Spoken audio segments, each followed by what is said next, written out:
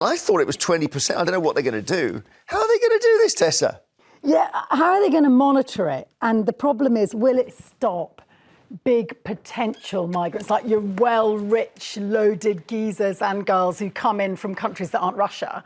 Will it stop them arriving for fear that when they want to leave, they're going to have to offload? Yes. Do you see? So is it a disincentive to invest in the UK, along with all the other disincentives, like very high inflation, bond levies, tax through the roof? I mean, well, no, but this is potentially more taxation. Yeah, and we already It's almost have. as if, I think the way it would work is this. Let's say you've bought some shares. You've bought them for £100 and they're now worth £300. You've made £200 on paper, but you're not taxed on that because you haven't cashed them in yet.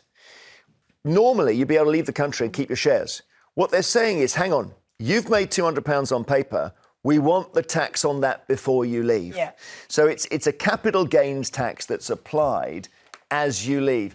And effectively, it's a 20% tax for leaving. And property. I mean, say if you've got your residential home and you decide you want to leave the UK, they will say, right, well, OK, you've made £1 million on that house. If you were buying another house or keeping it in the UK, it would be fine. But if you're leaving and taking that money out, well, let's leave it. A lot of people might leave. Because it's an exit tax. Whoosh. What worries me is that if you look at where our economy has historically succeeded, it's in the service industry, it's in finances, it's in the media.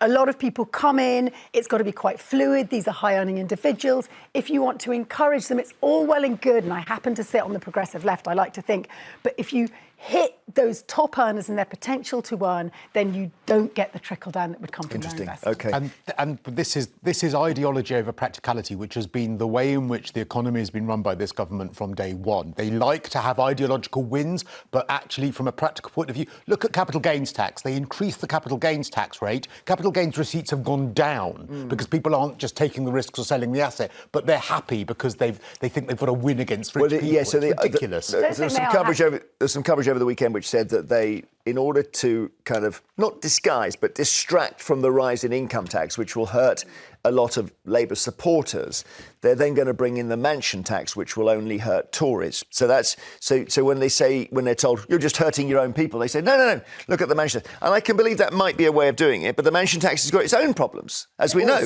The problem is, you bring down the guillotine anywhere, it's always going to chop off a few unwanted heads. I mean, even the VAT on private schools, what you've seen, therefore, is a shrinkage in that market, so more children reverting to state education, which ultimately costs the government money.